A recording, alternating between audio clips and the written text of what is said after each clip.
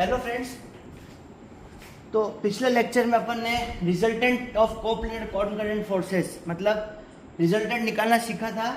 Coplanar concurrent forces का मतलब एक पॉइंट के ऊपर नंबर ऑफ फोर्सेस लग रहे हैं, उसका रिजल्टेंट नेट रिजल्टेंट कैसे निकालेंगे।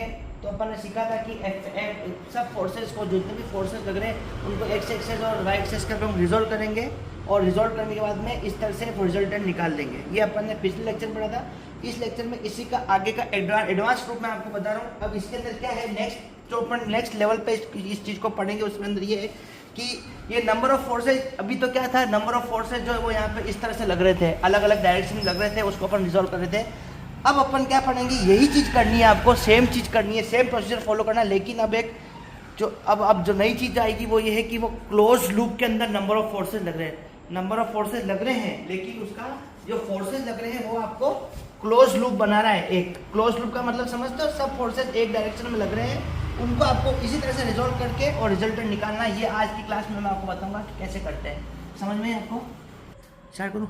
इस बार जैसे पिछली बार जब अपन ने ये पढ़ा था कि कैसे रिजल्टेंट निकालना है, अलग अलग डायरेक्शन में फोर्स लग रहे हो, तो वो आपको मैं बताया था। इस बार आज अपन क्या पढ़ेंगे कि क्लोज लूप के अंदर अगर कोई फोर्सेज लग रहे हैं तो उसके अंदर आपको रिजल्टेंट कैसे निकालना है। जैसे मैं क्वेश्चन कराता हूँ।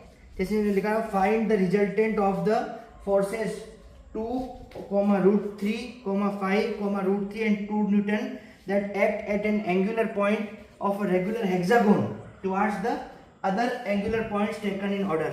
मतलब एक हेक्सागोन है, उसके ऊपर फोर्सेस लग रहे हैं। कैसे?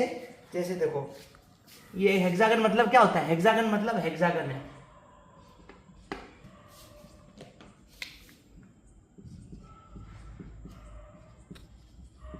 हेक्सागन है। क्वेश्चन में देखा हेक्सागन है। हेक्सागन का मतलब ऐसा पॉलीगॉन समझते हो? पॉलीगॉन मतलब जो क्लोज, सबसे बेसिक पॉलीगॉन कौन सा होता है? रेक्टेंगल और स्क्वायर होते हैं। उसके अंदर साइड्स कितनी होती है? 4 साइड्स होती है। पॉलीगॉन मतलब क्लोज लूप जो बाउंडेड बाई 3 और 4 साइड्स।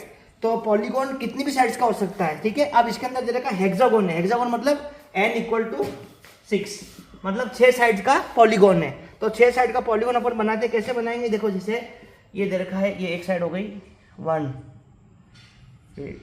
2, 3, इसके पैरेलल ये 4, 5 और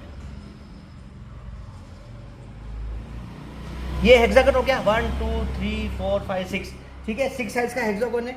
अब इसके अंदर जो फोर्सेस लग रहे हैं वो कैसे लग रहे हैं